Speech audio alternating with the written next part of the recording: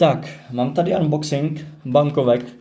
Byl jsem se to teďka přinést ze Zboxu, takže moc se těším, až to otevřu, protože to je balíček asi za nějakých 15 stovek a jsou tam fakt jako bankovky, které jsou sběratelsky zajímavé, takže se na to těším a pojďme na to.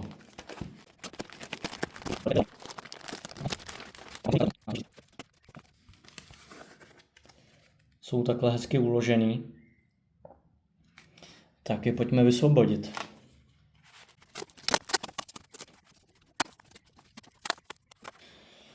Tak, máme to odlepený. Bankovky jsou v takovémhle pěkném obalu.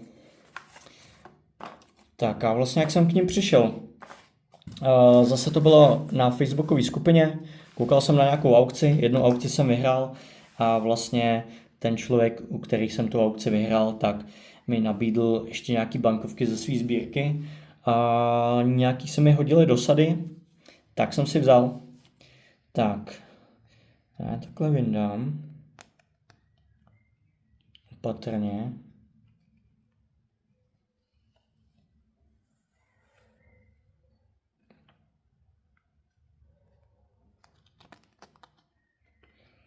No, jsou pěkný. Fakt jsem se na ně těšil. Každou chvíli jsem kontroloval aplikaci zásilkovny, jestli mi už náhodou nepřišly, protože tyhle jsem fakt jako chtěl a jsou sběratelsky hodně zajímavý. Tak. V aukci jsem vlastně vyhrál teď tu 100, na který je vlastně Gottwald.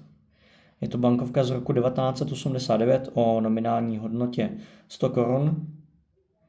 Je to vlastně poslední československá 100 koruna na Pražský hrad. Fakt ta bankovka moc se mi líbí a fakt jsem ji chtěl. Myslím si, že jsem ji vyhrál nebo vydražil z nějakých asi 600 korun.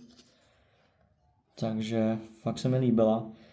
Stav není úplně UNC, ale jako fakt pěkný stav. Takže tady tu bankovku, to jsem vyhrál v aukci. Pak další dosady jsem si vybral tady tu 500, která je vlastně ze stejné sady. Na bankovce je hrad Děvín. Je to bankovka o nominální hodnotě 500 korun, což jste si samozřejmě mohli přečíst. A je to bankovka z roku 1973. Jo, taky moc pěkná bankovka. Tu jsem si bral spíš tak, jako abych měl kompletní sadu. Jinak jsem po ní zase až tak jako extrémně netoužil. Taky hezký stav, ostrý rohy. Je tady malý ohyb, ale to nevadí. Tak.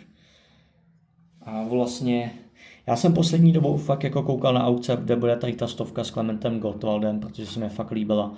A tady 1000 s Bedřichem Smetanou. A tak pojďme se na něj podívat.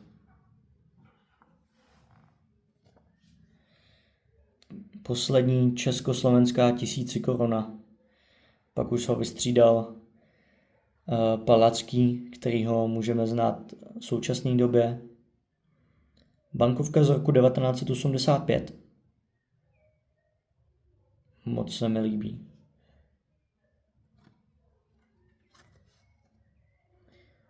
Tady vlastně, jak to vypadá zezadu. Tady můžeme vidět Vltavu a Vyšehrad, což si myslím, že se k tomu Smetanovi perfektně hodí.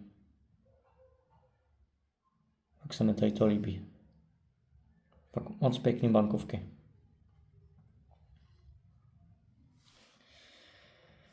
Tak, asi takhle rozložím, ať je vidíte.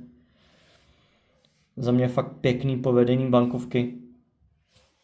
Ještě k tomu samozřejmě je i třeba tady ta 20 koruna, ta patří do té sady, pak tam ještě 50 koruna s Ludovítem Štůrem a pak ještě 10 koruna, nevím, jestli ji teďka najdu, takhle narychlo, ale to nevadí. Tu sadu si když tak můžeme ukázat v nějakým jiném videu. Tohle jsou vlastně poslední bankovky, které mi chyběly do té sady, která je vlastně poslední československá od té doby. Pak už bylo vlastně rozdělení Československá. Slovensko mělo vlastní koruny, my jsme měli taky vlastní koruny, které známe vlastně doteď.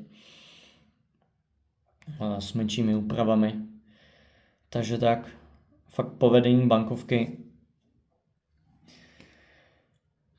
Všechny tady ty 3 bankovky jsem měl asi za nějakých 1500, protože fakt jsou sběratelsky zajímavý.